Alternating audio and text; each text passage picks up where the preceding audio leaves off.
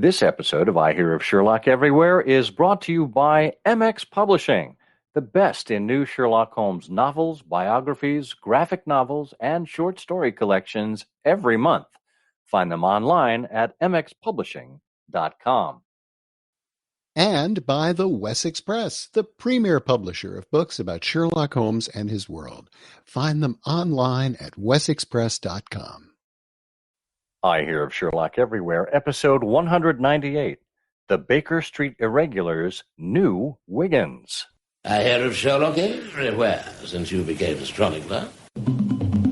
In a world where it's always 1895, comes I Hear of Sherlock Everywhere, a podcast for devotees of Mr. Sherlock Holmes, the world's first unofficial consulting detective. I've heard of you before. You're Holmes the meddler, Holmes the busybody, Holmes the Scotland Yard Jack in office. The game's afoot as we discuss goings-on in the world of Sherlock Holmes enthusiasts, the Baker Street Irregulars, and popular culture related to the great detective. As we go to press, sensational developments have been reported. So join your hosts, Scott Monty and Burt Walder, as they talk about what's new in the world of Sherlock Holmes. You couldn't have come at a better time!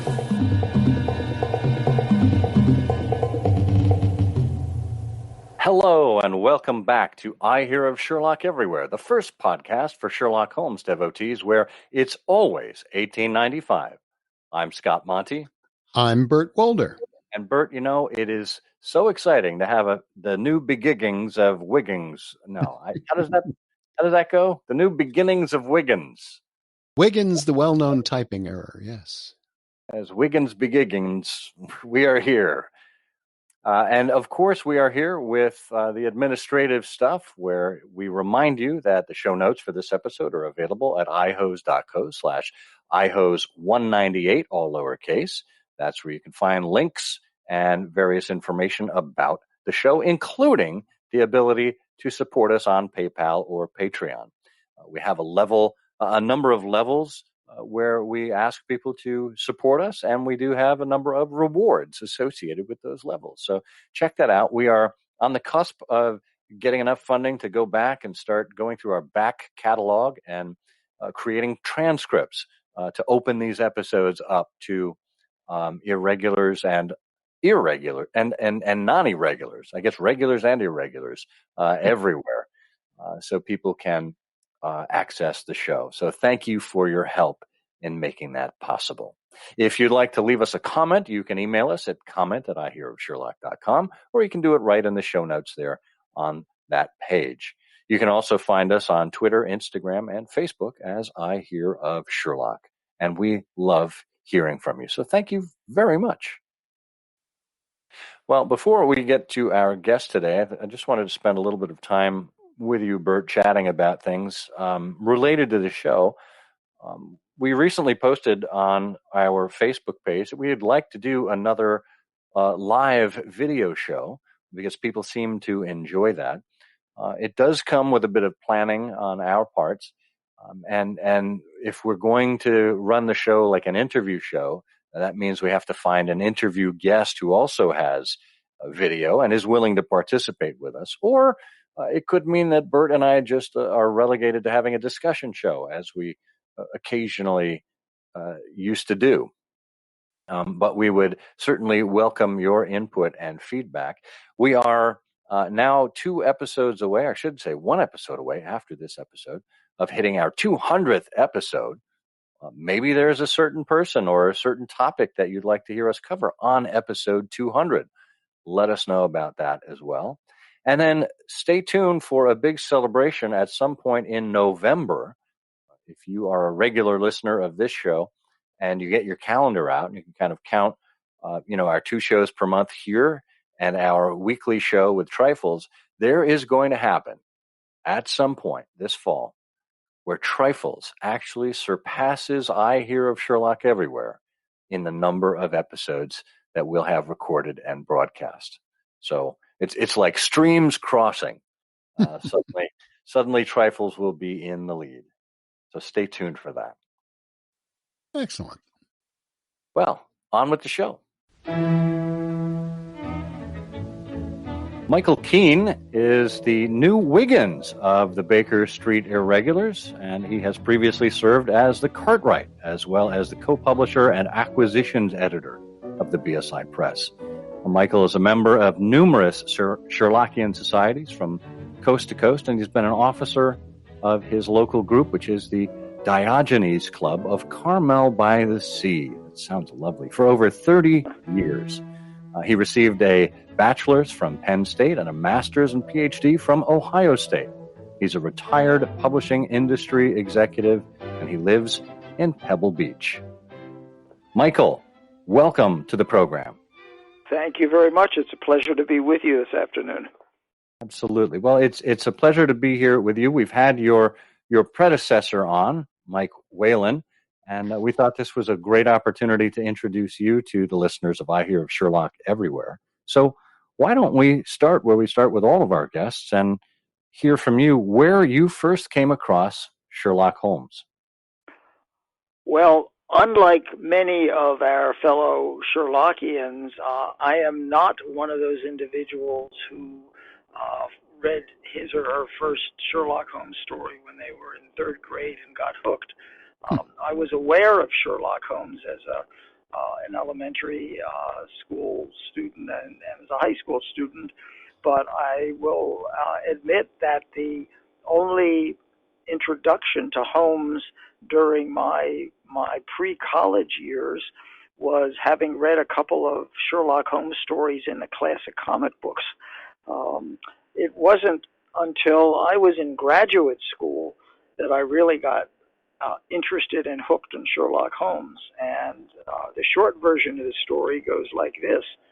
I was, I think, finishing up writing an MA thesis at the time and was dating Connie, my then girlfriend and now wife of 51 years.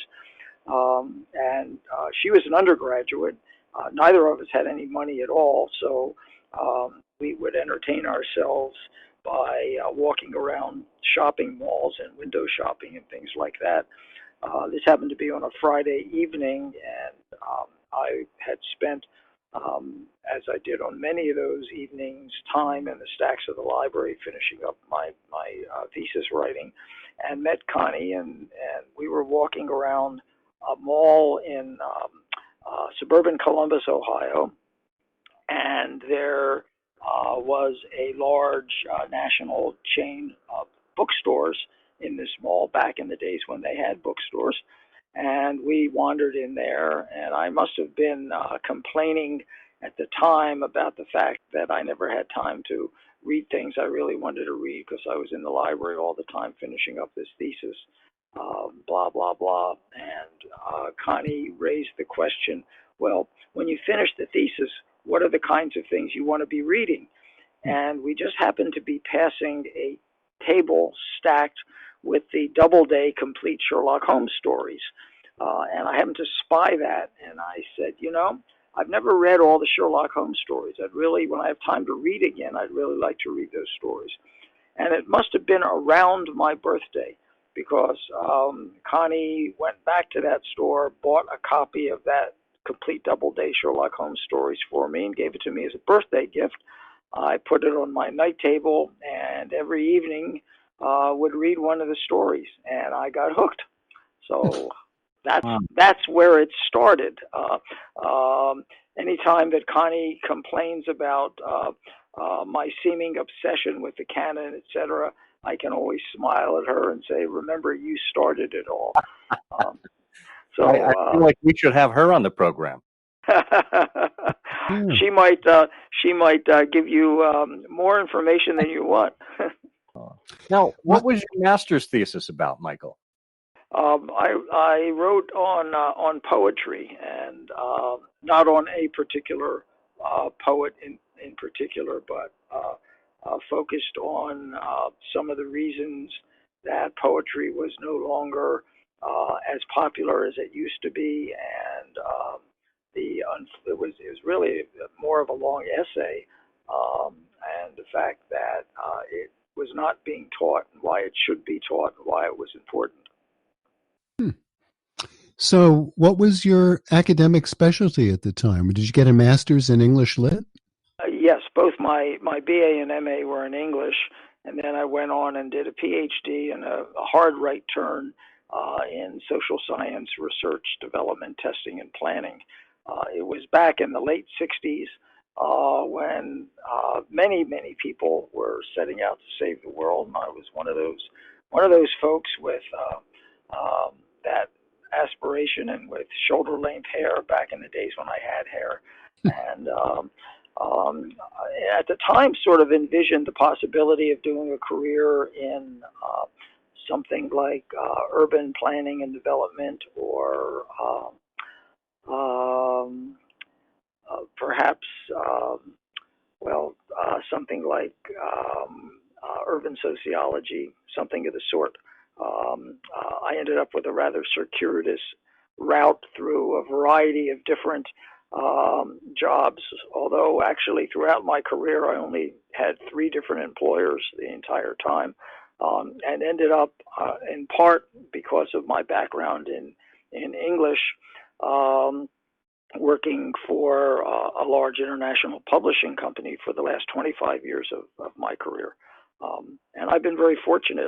I'm one of these people who never knew what he wanted to be when he grew up, and I still don't. So, and now that I'm retired, it's easy. What were some of your jobs in publishing? Were you on the editorial side, on the admin side, on the? Both, actually. I was originally because of my background in my doctoral work in research and development methodology and the like. I was originally hired by McGraw-Hill, which had at the time one of the largest educational publishing groups in the country, and one of their divisions specialized in educational assessment. And I was hired by that division as well. The position was called publisher, and it was responsible for product development and research, basically. I had also had a little bit of background prior to joining McGraw-Hill. I had worked for ETS, Educational Testing Service, the folks that give you the SATs and the like. And I was their vice president for their Midwest region. That caused me to move from the Philadelphia area to the North Shore of Chicago, where ETS's Midwest region was headquartered in Evanston, Illinois.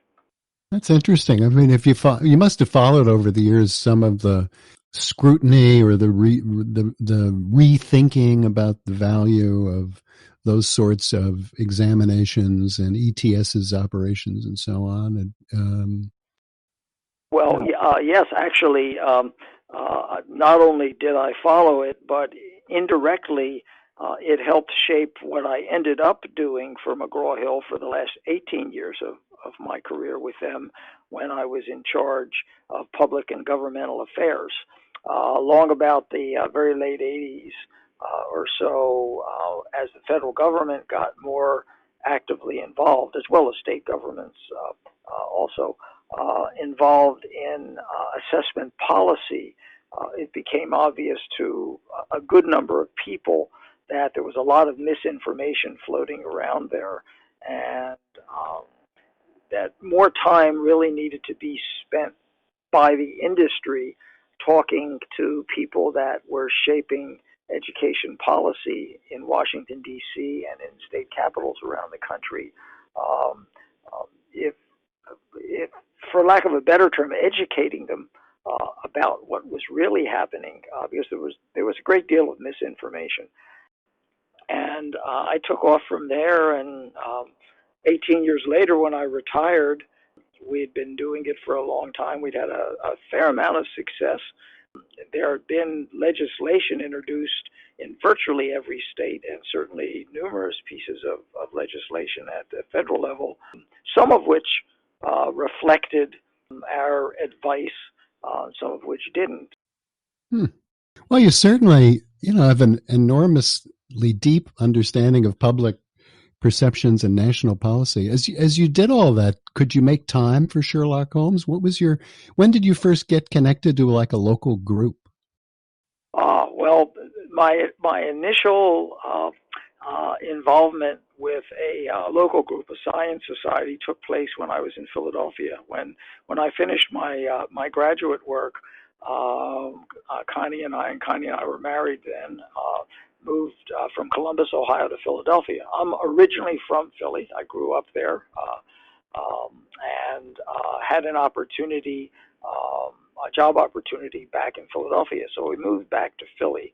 I saw a little article in the Philadelphia Bulletin, one of the now unfortunately long gone daily newspapers in Philly, which was an interview with Marvin Aronson, who at the time was city medical examiner and was a BSI and was also an active member of the Sons of the Copper Beeches in Philadelphia, talking about the Sons of the Copper Beeches.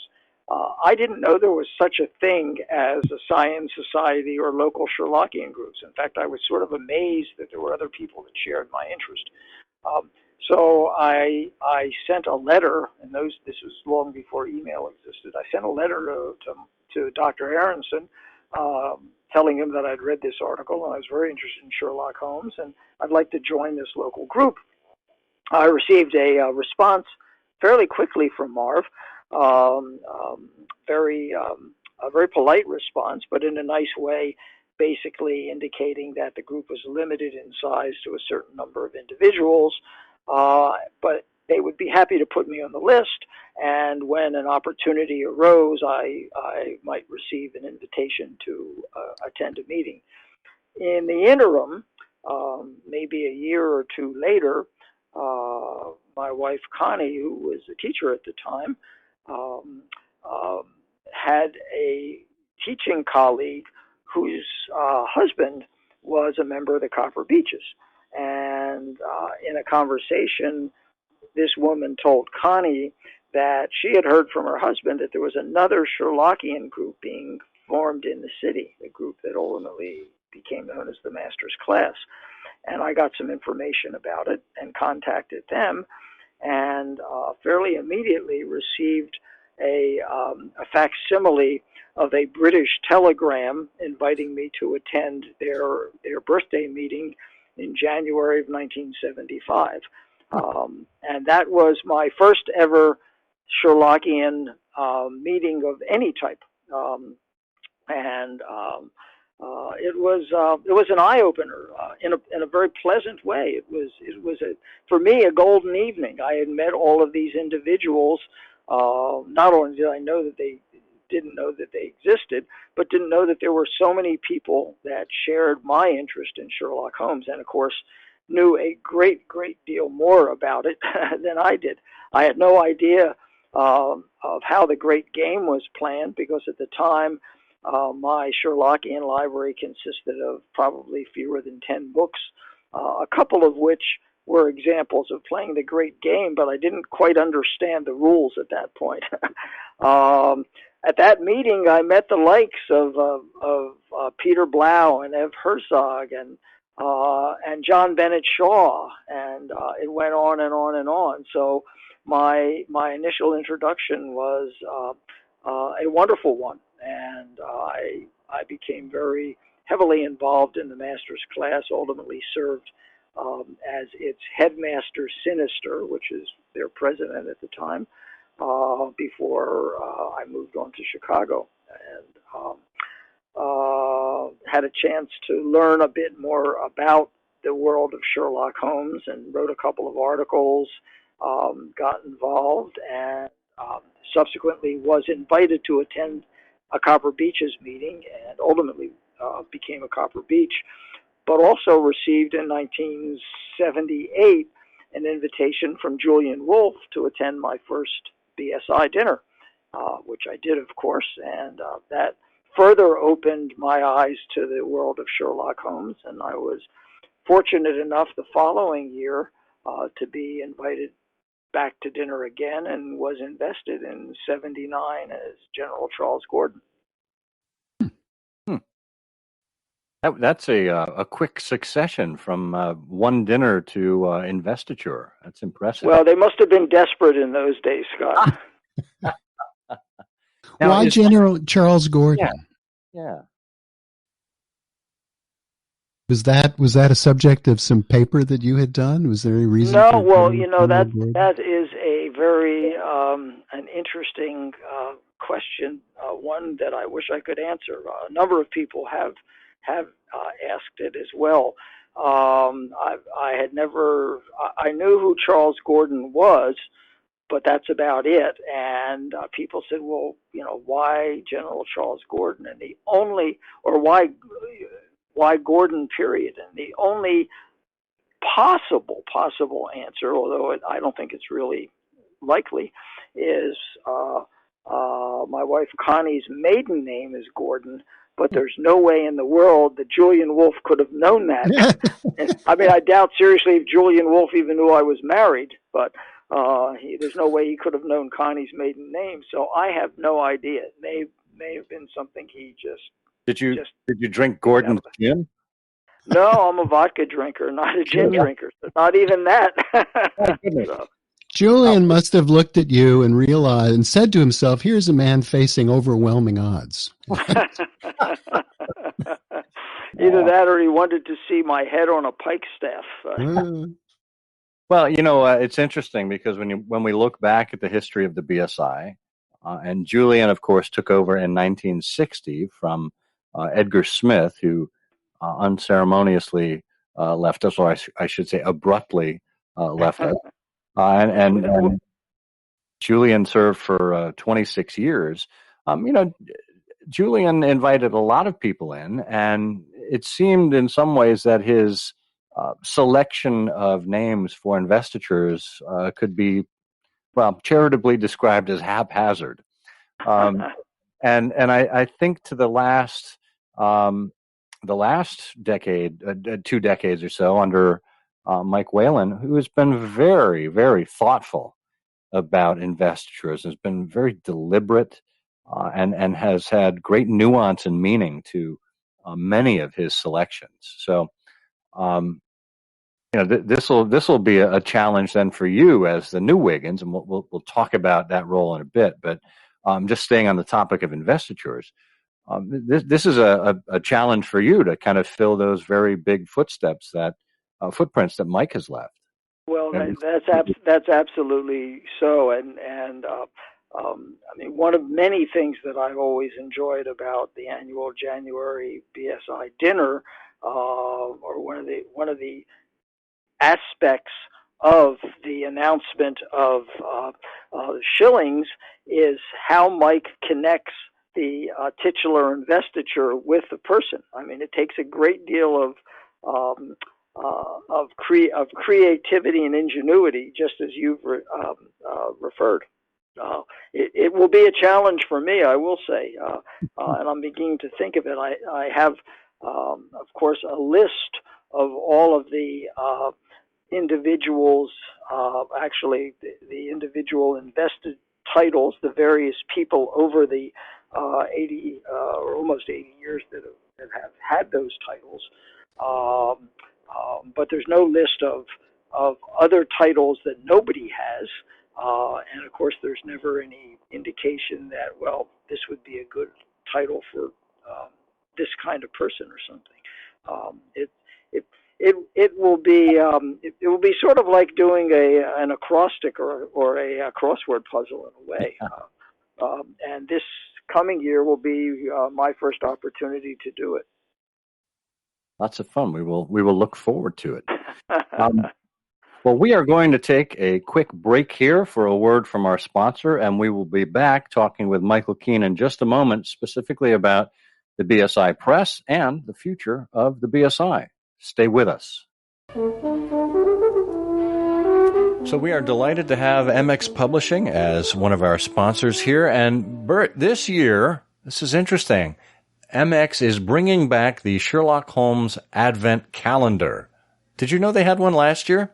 No, I didn't, but it's a great idea. It is. 24 days of what are solve-it-yourself crimes. little mysteries that you have to solve, one a day for 24 days. It was so successful last year, it sold out. It's coming back again from Homunculus Books and MX Publishing. So that should be a lot of fun. It is a Kickstarter project, so there are a limited number of days to take advantage of this. We got about 2 weeks to go before this Kickstarter closes. So before we get back to you with episode 199, and if you're interested in the Sherlock Holmes Advent Calendar Volume 2, get on over to Kickstarter, and we've got the link in the show notes, so check that out. Our show notes, again, are available at ihose.co/ihose198, all lowercase, and check out the Advent Calendar links. We're back talking with Michael Kean, the new Wiggins of the Baker Street Irregulars. Michael, you did a great job describing your career in the publishing industry, how wide-ranging it was, and how you were both on the administrative side and on the editorial side. So it seems like you are the perfect person to have risen within the ranks of the BSI to be involved with the BSI Press over the past decade or decade and a half or so. You want to talk to us a little bit about that journey? Oh, sure, I'd be happy to. Actually, it was about almost 15 years ago now, 14, 15 years ago. Mike Whelan approached me, and it was actually during a meeting in Minneapolis at one of the Minneapolis triennial gatherings. And Mike and I had a conversation over a sandwich or something, and he asked me at the time whether I would be interested in playing a significant role in the BSI publishing initiatives. At the time, by the way, the BSI Press as such didn't exist. The BSI was publishing books once again, and all of the credit to that goes to Mike Whelan, who, despite the fact that there were a few books published with the BSI title back, Edgar Smith did a few of his. Some of them bore the BSI nomenclature. Most of them did not. And then there were one or two in the early 50s that some of the Scandinavian Sherlockians published under the BSI title. But it was Mike who created the BSI Press, even though it wasn't called that. And we had a nice conversation, and I said, I'd be really interested in helping out. But I was sort of in the last couple of years of my career and busier than ever, and said, Mike, I am planning to retire probably in about 2 years, 2.5 years. If you still are interested in having me play a greater role then, I'd be happy to do it. Darn if he didn't remember.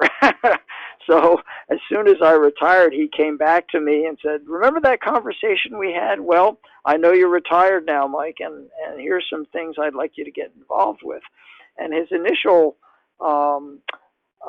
focus with me, and Mike comes out of a sales and marketing background, and he knew also that I had done some of that I was VP for sales and marketing for about 3 years for the company, and always enjoyed it. It wasn't my favorite thing, but I did enjoy doing it. And he said, well, I'd like you to think about some ways that we can do some things with, and again, I'll just say the BSI Press, even though it wasn't called that at the time. So I first got involved with doing some things with that. And as we continued to grow and the work of the BSI publishing initiatives, and I'm separating the books from the Baker Street Journal here, became bigger and bigger. Mike and I had a conversation about some things, and I suspect it was his idea, but basically he said, I, being Mike, had been very heavily involved in this, and he wanted to shed some of the responsibility because he had lots of other things to do. And I don't know whether he came up with the idea or the title or whatever, but in a conversation we basically parsed the responsibility for running the BSI Press in two. One person, the role that I played as co-publisher, was in charge of acquisitions and the creative side, if you will. And then the other side, which was of certainly equal, if not even more importance, was the production side. And John Berquist has handled that wonderfully for, I don't know how many years now, 15 years or more. So that's how I got involved and tried to streamline some of the initiatives, both in terms of what we did marketing-wise, created different what we call series now, even though there were these series such as the manuscript series and the history series and the international series. They were never actually identified as such until about maybe 10 years ago or so. And we moved on from there, and I greatly enjoyed doing what I did with that.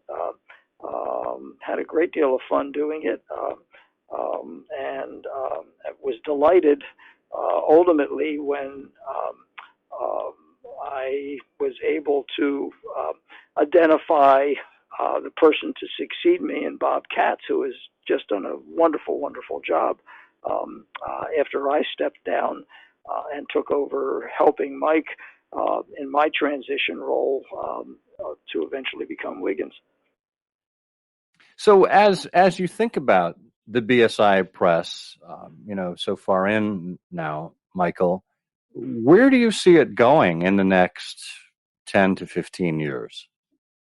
Well, I think we'll continue doing what we're doing and doing well, I believe.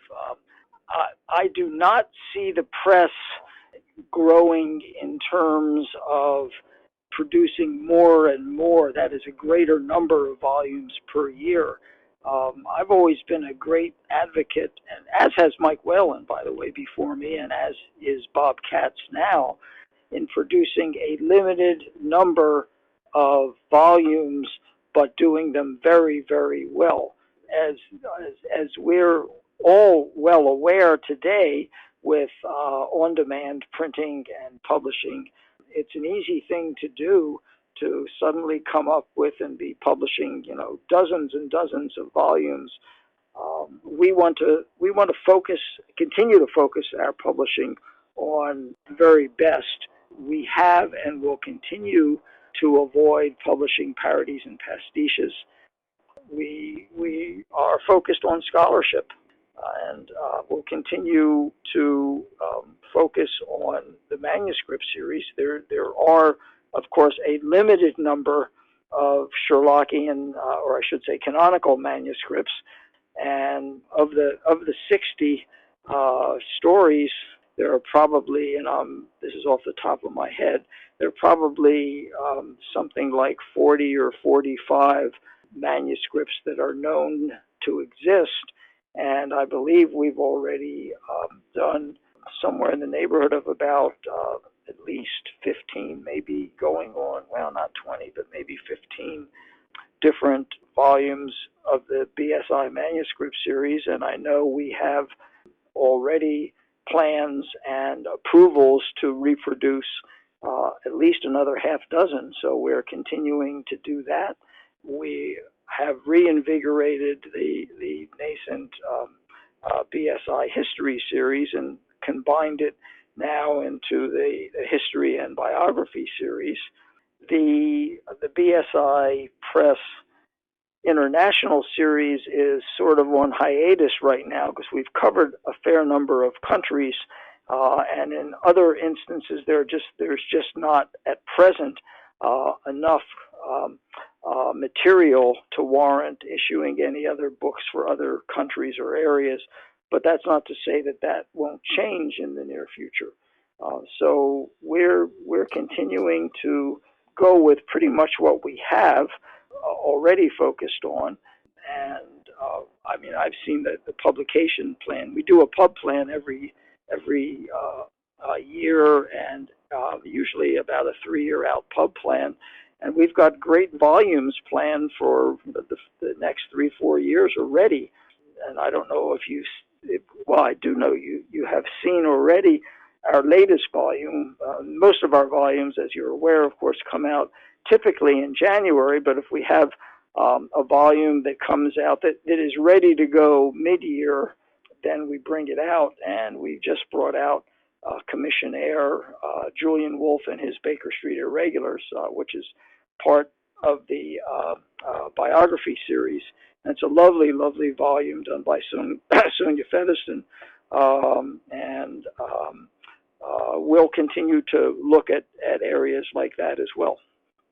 Do you know, it seems I've always had the sense that the BSI Press, the publishing enterprise, which, as you point out, we owed to Mike, is really somewhat magical. You know, the idea that over the years, you can only imagine what Edgar Smith and the other people who labored with the idea of publishing a regular journal and Edgar's own passion for publishing, what they would make of it, the idea that we have volumes that reproduce the manuscripts, that you can, for a not relatively nominal cost, get a copy of a manuscript and look at annotations by Conan Doyle and read these essays and get compilations like The Grand Game, which bring all this scholarship together for such a small audience. I mean, if someone had proposed this to you when you were at McGraw-Hill, you would have said, well, you know, I would imagine you would say, you know, there's not much of a market for this. Yeah, so exactly. So it really seems magical to me. It is, and every once in a while, it was one of the things that I had to deal with in pricing volumes, and pricing is an art itself, and I don't pretend to be a master of it by any stretch of the imagination. But in point of fact, I think most people believe in value, so it's not necessarily price, it's value. And granted, there are a small number of individuals who are going to buy these volumes. They're never going to be on the bestseller list. But on the other hand, you get a lot of value for your $39.95 if you're buying the latest edition of the Baker Street Irregulars Press manuscript series with a perfect reproduction of the actual manuscript, some fine essays, a lot of historical material, etc. They're literally invaluable. And the proof of this is if you look at the list of the volumes, and I think there have been roughly around 50 volumes produced by the BSI Press in the last 20 years, roughly. Of those 50 volumes, probably 30 to 35 of them are totally out of print, totally sold out. You know, now granted, we don't print the same number of copies of the BSI Press book that they do of the latest Harry Potter book or something, but nevertheless, it is unusual for us to have to not sell out of a title within 5 years. In some cases, now with printing some softbound books that we can go back and do print on demand if we need to with our publishing company or with our printing companies, we've actually gone back and reprinted probably on 4 or 5 of the softbound books that to our happy surprise have gone out of print very quickly. A good example of that was The Grand Game. The Grand Game Volume 1, even though it was a very large and at the time the most expensive regular book, that is a non-slipped case limited edition book that we'd ever produced, completely sold out within about 2 years, and there it stayed. And then we came out with Volume 2, and it sold very, very well. But there were a great many people that wrote to us and said, you know, we want to buy Volume 2, but we've never been able to get volume 1 because it's totally sold out, and we don't just have volume 2 without volume 1. So we had long conversations about what to do about it, and ultimately did a reprint of volume 1 in paperback, so it was more affordable. And that is now sold out as well. So, oh my gosh. Yeah. When you look at the impacts of COVID-19, I know from looking at the trades that a lot of front of the list books have been pushed back because of COVID and the fact that people can't get to bookstores. They can't get to independent bookstores and so on. So I know that book publishing has been pushed back sort of to the fourth quarter from books that were supposed to be on the third quarter, and people are speculating that this may lead to a printing crunch and higher costs of paper. Are you having to rethink the pub plan because of the pandemic? Not too much. Again, we're in the kind of situation where, our print runs aren't in the tens of thousands. They're in the hundreds, not hundreds of thousands, but hundreds. So that's not too much of a problem. And again, we are pretty much, because we've been dealing not always with the same printing houses, we do change from time to time, but they know us. And we're able to let them know fairly far ahead of time that we're going to be coming to them at this month for them a small job of maybe 300 or 400 copies of such and such book. So we haven't really had much difficulty with things like that, I'm happy to say. Good. Well, it's interesting, the challenges of managing, such a small press, but as you point out, it leads to very vigorous participation. Things sell out in 1 or 2 years, and these things become highly desirable. I can't remember which book I was late to get, but I was looking for it on the used bookshop lists and found very high price for it. Yeah, it really is very interesting. A good example of that, and one might say, well, gee, the Baker Street, we're all interested in the Baker Street Irregulars, but there's a limited number of people nationally or internationally that really give a hoot about us. Yet the original Baker Street Irregulars history series, those lovely softbound books that John Lellenberg edited, there were about a half a dozen of them. They are all out of print, and every once in a while I see one of them pop up on eBay, and I think the books originally sold for maybe $25 or $29.95, something like that, and I see them on eBay for $100, and they sell. So that's low. So, I've seen it for higher than that. It's amazing. Yeah. It really is. It's sort of a fascinating kind of situation with us, and well, we enjoy it, and it's important. I guess the point that I failed to make at the beginning of this part of the conversation about the BSI Press is that I believe, as do I think many, that first and foremost, the Baker Street Irregulars is a literary society. And as such, a literary society should be able to not only promote books, but in our case, produce books. And that's why the BSI Press is such an important and integral part of the BSI. A natural question, Michael, and that is, what is the role of a literary society in the 21st century? Is it as publisher, as a promulgator of the keeping green the memory of Sherlock Holmes by publishing, or is it to be a society first and to, I don't want to say dabble, but at least, produce these books concurrently with the society's existence? Where do you see this kind of chicken and egg relationship? Well, you see, at the risk of contradicting you, I don't see it as an either or chicken and egg. I see it as I don't know, a chicken omelet.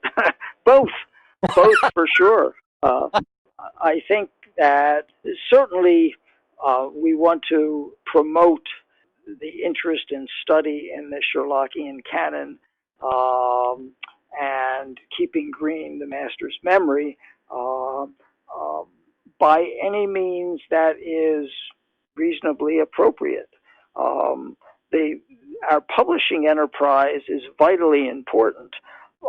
Nevertheless, our meetings as well, be they our annual gatherings in New York, our special meetings that take place typically once every 4 years, and certainly our localized meetings, the Science Society meetings of any type, are all vitally, vitally important to our focus on keeping green the master's memory. All of these are important. It's not which is more important than the other. What's, with that background, what's your thinking about the Baker Street Journal? How does the journal fit into this universe?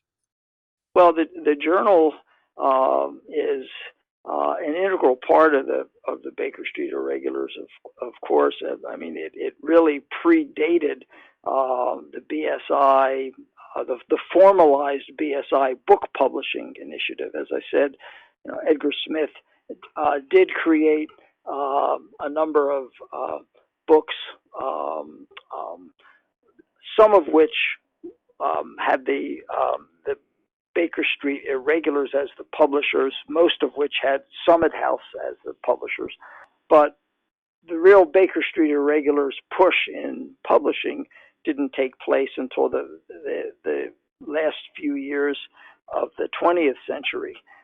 The Baker Street Journal was initiated in 1946, the old series of the journal, and with the exception of a couple of years in the late 1940s until Julian Wolfe started up the new series of the journal, it has been published continuously since 1946.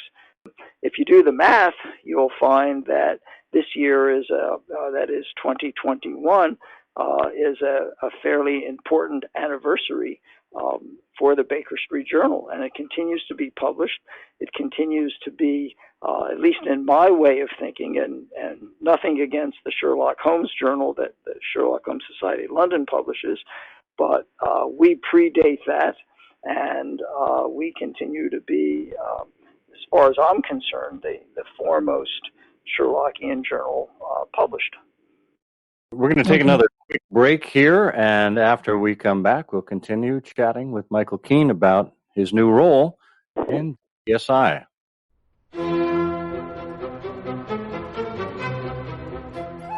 The first Sherlock Holmes parody was probably written in 1886, The Field Bazaar, by Arthur Conan Doyle himself. He knew laughing was good for you. That's why WessexPress.com continues the tradition with The True Adventures of Sherlock Holmes by Terence Faherty. This rare collection of Watson's early first drafts of the cases of Sherlock Holmes will show you the truth behind the engineer's thumb and the strange insanity of General Waxbutton. Enjoy the adventure of the notorious parasol chaser.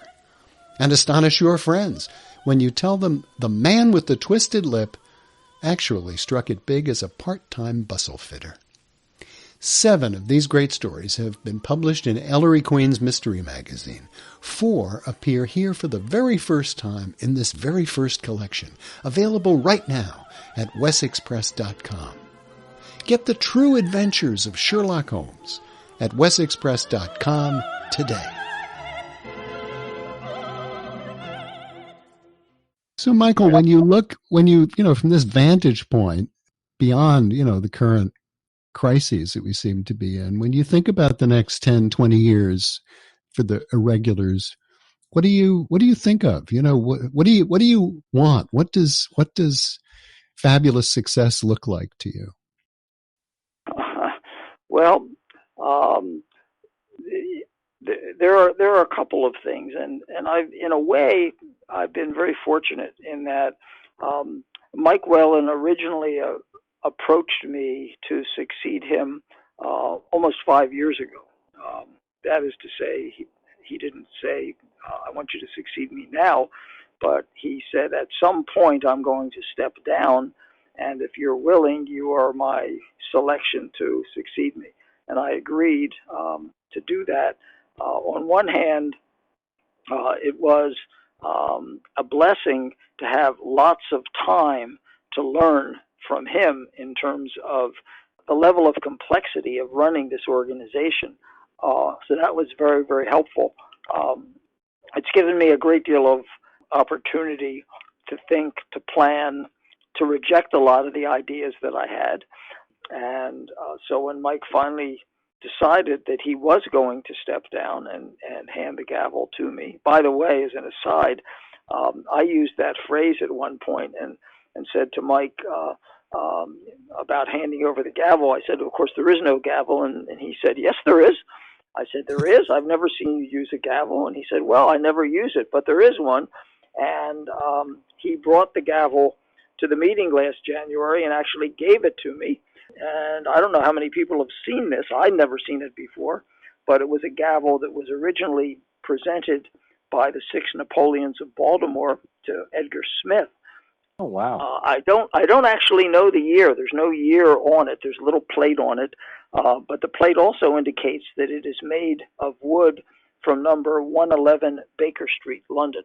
So at any rate, so I have it here, and we'll be bringing it to New York on a regular basis, at least when we begin returning to New York in 2022.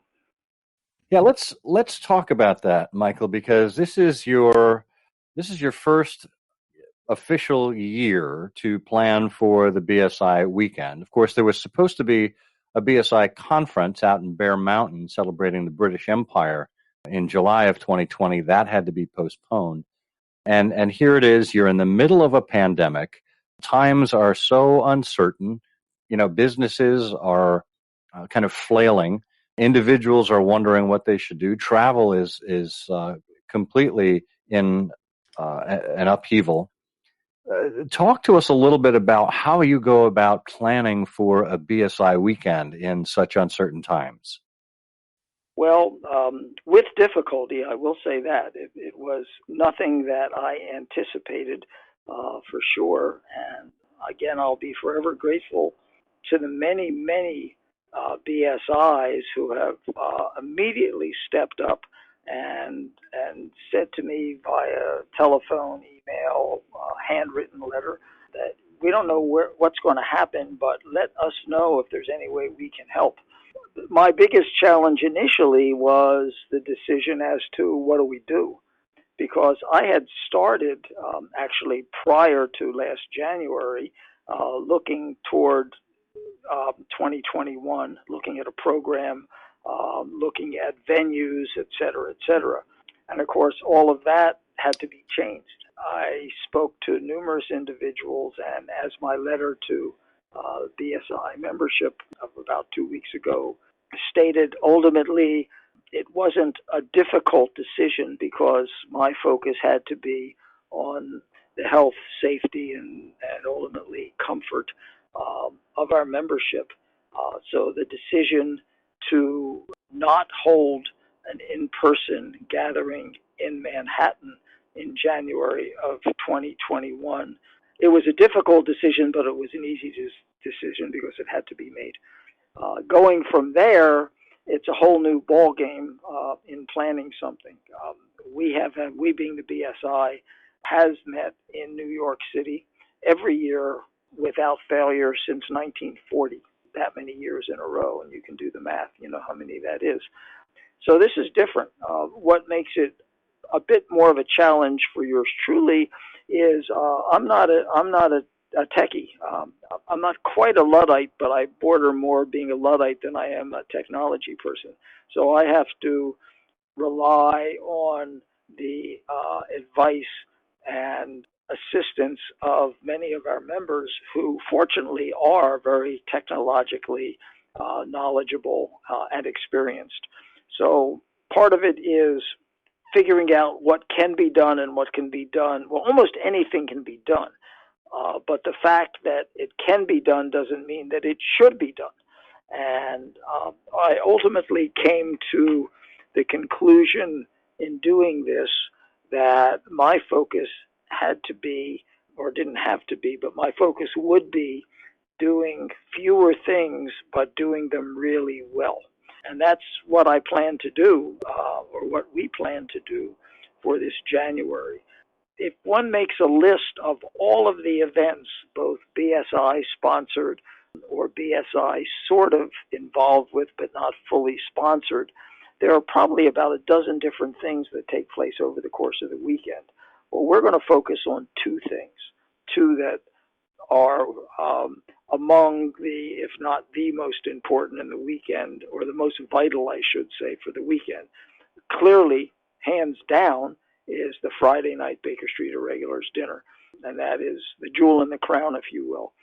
In addition to that, the distinguished speaker lecture has become a given, and that's a much easier one to do virtually than the dinner. Those are the two that we are focusing on at this point. It's possible that we may do something else as well, but our focus is going to be on those two, and we are going to do a bang-up job on those two. So that's pretty much what I can tell you right now, other than the fact that we've been moving ahead, looking at specifics. I mean, we do have more than the skeleton. We've got pretty much the program completely fleshed out. We have our speakers. We have, that is, our presenters. We have those who will be raising toasts, doing readings. The program is pretty well laid out. Now the question is, how do we do it in such a way that the technology enables our audience to enjoy it? Not as much. I'm not so Pollyannish to believe for a moment that at the end of the evening this January, at the end of the dinner, people are going to say, that was great. This was every bit as good as our usual dinner. No, there is no way, no matter what we do, that we can substitute actually being able to be face-to-face with friends, with new acquaintances, having those kinds of conversations, raising a martini together, sitting at a table and catching up. No, we can't do that, but we can do many of the other things, and we fully intend to do them, to not only do them well, but to the extent possible to do them better than we've ever done them before. Well, it'll certainly be interesting for those of us in the BSI to kind of follow along here. And you know what's fascinating to me, Michael, is now we have the opportunity during a virtual BSI weekend to literally go anywhere and see everyone. When we're sequestered in New York City, that means, well, there's some people that can't travel to us. Yep. And when we have a ballroom at our disposal, well, that means there are only a limited number of seats at the dinner. So that limits how many people can join us. Of course, the cocktail reception, which has traditionally been open to everyone on Saturday afternoon, that's a larger event, but it still doesn't accommodate all of Sherlockiana that might want to attend. How are you balancing the members only kind of aspect versus what we should open to the public, say like the distinguished speakers lecture? How are you kind of balancing the needs for those two things? Well, I'm glad that you mentioned that. That's a great lead-in. What I am planning to do for the Distinguished Speaker Series, which has always been open to anyone, but there have been, as you pointed out, a limited number of seats. So the first X number of people that registered got their ticket and could come.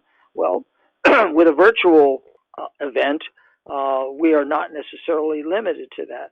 So it is my plan to open the Distinguished Speaker Lecture to any and all people that will register, that want to register for it, and welcome them to do so. On the other hand, the Baker Street Irregulars dinner will still remain a by invitation only, by invitation, of course, to include all invested irregulars and guests. We do have, however, or I should say I have, however, this year, the added flexibility of not having to worry about the number of people, as you pointed out, we can accommodate in the ballroom.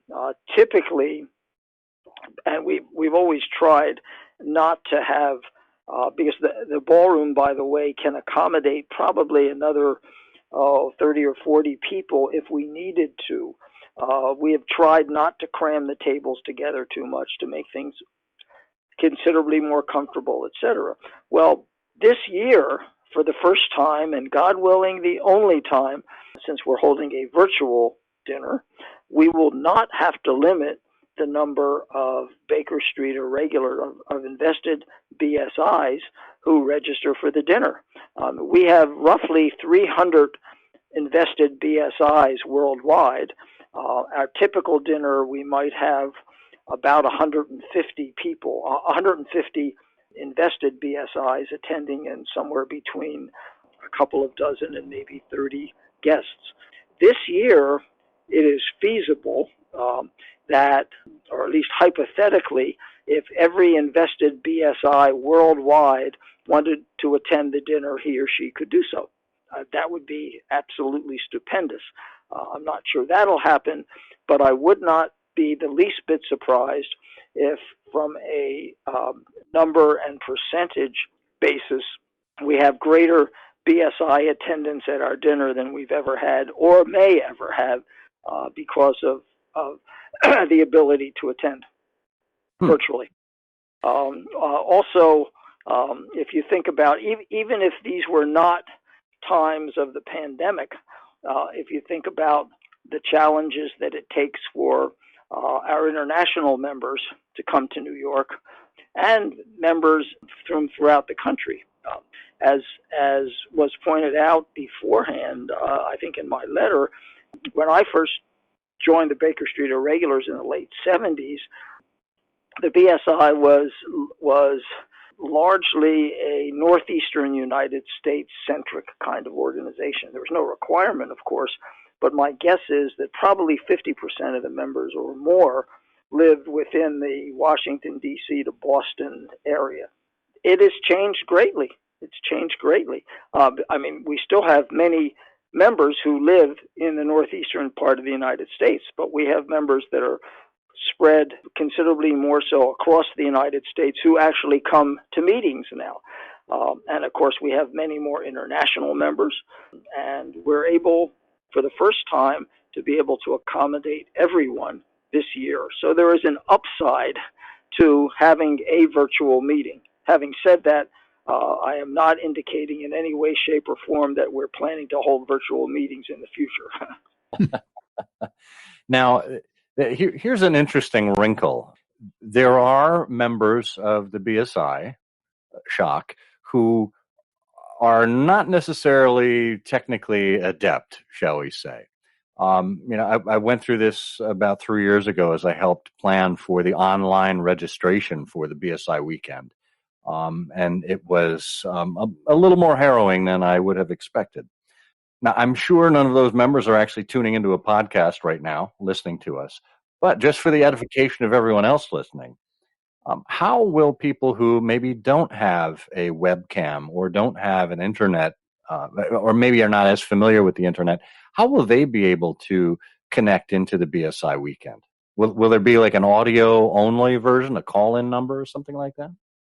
At this point, we have not gotten to, and that's a great question, and we've not gotten to look at that.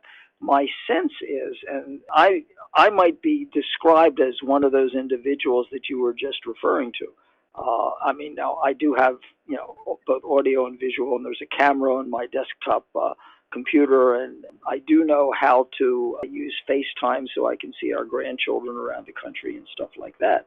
But I am not one of these individuals who loves Zoom, etc. In fact, I might be described as one who is suffering from Zoom fatigue. Not alone. Yeah, I suspect.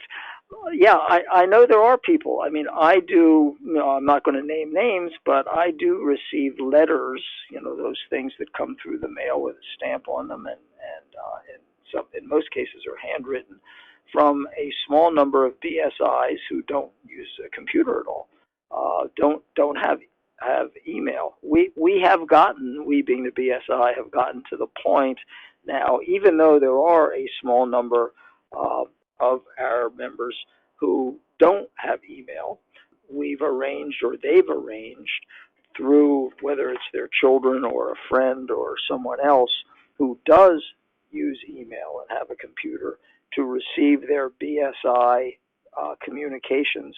And not that there are that many of them sent every year, and then that individual prints them out and takes them to this non-computer using person. It's my belief that, first off, the overwhelming majority of our membership either have or have access to a computer and will be able to log on and participate in the virtual meeting. And for those that don't and are not particularly comfortable, hopefully they will be able to make arrangements to do so. Your question about a audio only possibility is a real good one, and frankly, I'll be the first to admit it's one that we have not discussed at this point. Well, I hear of Sherlock Everywhere are major aficionados of the audio media, so take that as a thumbs up from us. Okay, well, that's great. It's great to know as well, and there may be people that are out there on their in their car or whatever else, and want to listen to it that way. So, other possibilities. Thank you for the suggestion. Sure. Well, I for one am looking forward to things going back to normal and the BSI resuming its use of the fax machine. I'm still waiting for my telegram from Edgar. Looking for that boy with the bicycle and the red cap. How wonderful those days were. Yeah. At least I've heard about them. Yes, my father told me about that. Well, as you promote the new Baker Street Irregulars Dinner 2021, don't fail to drill home, to emphasize, to make clear the real value of doing it virtually. First of all, no queue at the washroom. Second, no limits or waiting for alcohol. True. And you've only got yourself to blame if you don't like your dinner. That is absolutely true, and there's actually one individual mentioned in an email to me when in response. And by the way, just an aside, when I sent the letter out to our membership a couple of weeks ago announcing a virtual meeting, I maybe somewhat Pollyannishly thought that the majority of people would be accepting of it, but I figured that there would be a number of, maybe hopefully not a large number, but some number of individuals that would really have a big problem with it and let me know that.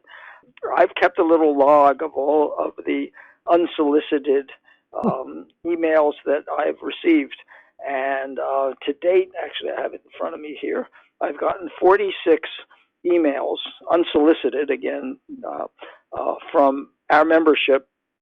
And of those 46 of them have been positive. That is to say, every one of them has supported the decision. Many of them have said, and I feel the same way, that boy, it really wouldn't be our choice, and we're really sorry it has to happen. However, given the circumstances, this is really the only way to go. So I'm delighted that that's the case. I'm not happy that we have to do this, but I don't see another alternative.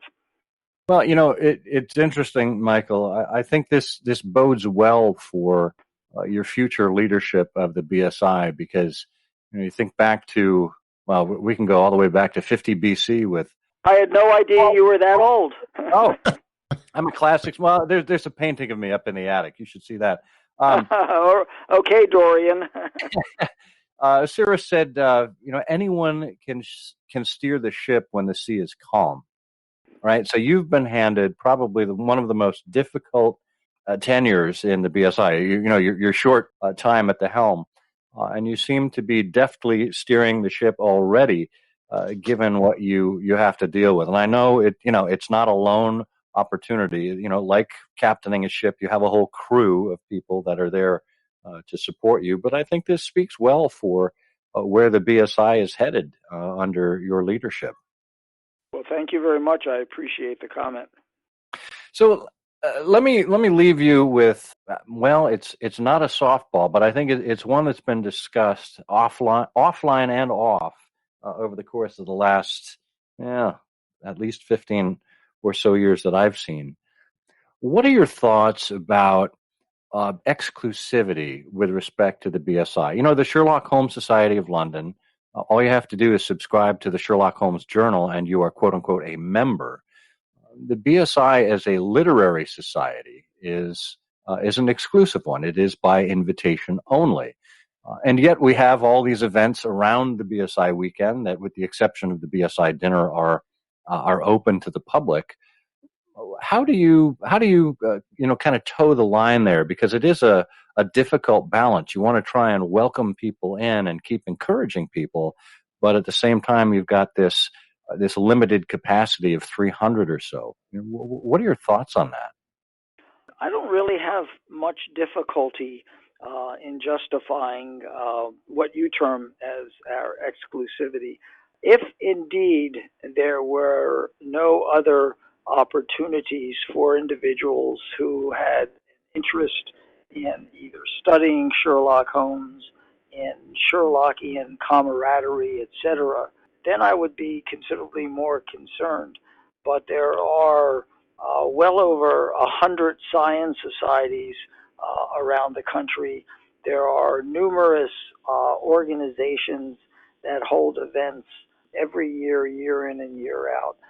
There are almost, I won't say limitless, but an enormous number of opportunities for individuals who want to pursue Sherlockian friendship, Sherlockian study, Sherlockian publishing, etc., ad nauseum, to do so. The Baker Street Irregulars is an organization that recognizes a certain number of those individuals and invites them to membership. And as such, I don't have a problem with what you term exclusivity. I would have a huge problem with it if indeed we denied membership to people predicated on, race, religion, wealth, social status, etc., etc. But we don't, and as far as I'm concerned, we never shall. That's a very fair response. I think you struck just the right tone there. It's completely understandable. In this day and age, yes, we do have many other ways, and particularly now when I see so many people online joining Zoom calls, Zoom meetings with Sherlockian societies across the country. A fellow amateur mendicant here in Michigan just came back and told me how he attended 26 different scion meetings over the last couple of months via Zoom. I wonder if the Guinness Book of World Records is going to list him. But it's great to have that multiple accessibility, in addition to, kind of the accolade and the celebratory nature of the BSI and the BSI Weekend. I couldn't agree more. Well, Michael Kean, you've done a marvelous job, I think, giving people an introduction not only to you, but to your vision for the BSI and all of its arms. I hope you come back and chat with us at some point in the future about some additional aspects. Maybe we can do a post-mortem of the BSI Weekend and see what we think of it. Well, it would be my pleasure.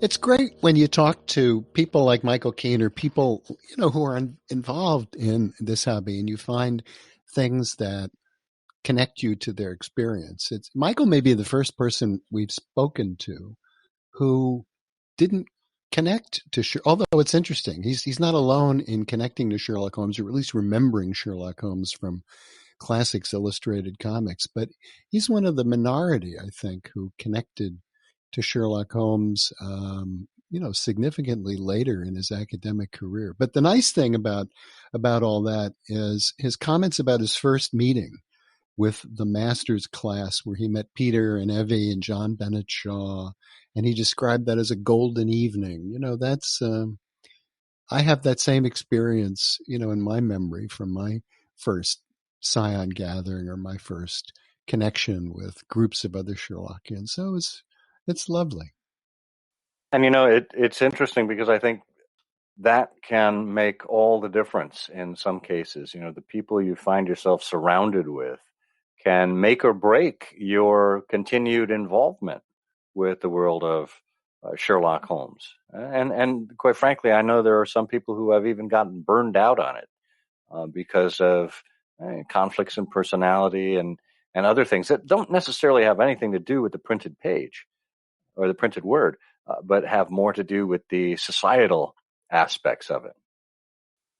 Oh, that's a good point. I do remember people over the years in various organizations who've went off in a huff for one reason or another, never to return. But, that's one of the reasons why bringing people into the BSI, and you mentioned this, and you sort of explored very thoughtfully, I thought, Michael's thinking about the membership aspect of the Baker Street Irregulars.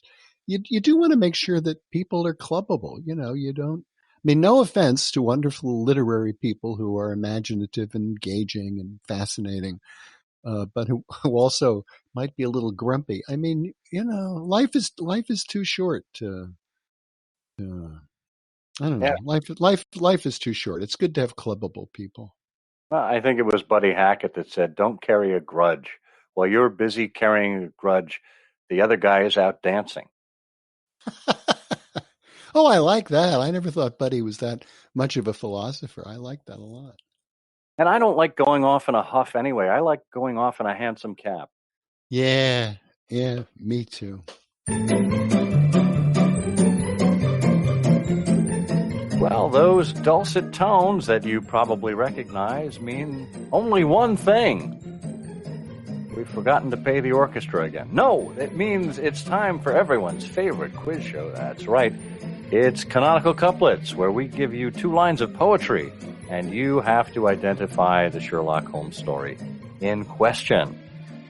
The last time we were here, you probably remember this canonical couplet clue. Followed back to Baker Street, Holmes endured a rare defeat. Burt, I can already imagine. Do you know what the answer to this canonical couplet is? Yes, I do. That's the unique story about the theft of Queen Victoria's favorite knitting pattern. That's the blue cardigan plans. Oh. Maker's Mark, take me away. No, Burt. I was going to say good guess, but it's not even that. That was a guess, and it is wrong. The answer, yeah, I know. The answer, of course, is A Scandal in Bohemia. Oh, so close. Yeah. Well, with this second edition of Canonical Couplets, as we make our way through the canon again, we are finding that perhaps the new construction of these couplets is a little easier for people. We're seeing more people participating, and we love that. So thank you very much to everyone who entered. I don't think we had a single incorrect response, so there are a lot of people to choose from this time around. As we haul out the big prize wheel, we're going to give it a spin right now. And, ooh, look at that. It's going around, and it's taking a little longer this time due to the heaviness of the names. And it lands on number 34. 34. That's a good number. And that corresponds to Bruce McIntosh. Bruce, congratulations. We are thrilled to have you, and we will get in touch with you to send you your copy of The Art of Deception. Well, that means now it's time for this week's Canonical Couplet, and we are going to throw in an old Baker Street Irregulars press publication from days gone by. What will it be? Well, you'll have to submit your answer to see if you win it and what it is. So stay tuned. And here is the Canonical Couplet. The apparent thief was quickly discovered, and nearby the key to the box room cupboard. If you know the answer to this canonical couplet, drop it in an email to us at comment@ihearofsherlock.com with canonical couplet in the subject line. If you are among all of the correct answers and we select you at random, you will win that BSI prize. Good luck. All right. We've done it again, Magoo. Excellent. I can't believe it. And a cheerful way to spend a few minutes in your company. And, just a little note here while we still have folks around. We have been flipping stories from time to time into our Flipboard. If you still want to check that out, we do have a link to it from our show notes for this episode. There is an algorithm that was mentioned in the Smithsonian Magazine. This is a couple of years old, but we just happened across it again, where scientists have been teaching computers to write like the greats. It is your words with their handwriting. And interestingly enough, this algorithm, this artificial intelligence, one of the first greats that they impersonated was none other than Arthur Conan Doyle. So if you would like to have such neat handwriting as Conan Doyle, check out that article from Smithsonian about the algorithmic authorship. Well, this is the very real and non-algorithmic Scott Monty. And I am the completely imaginary Burt Wilder. And together we say, The game's afoot.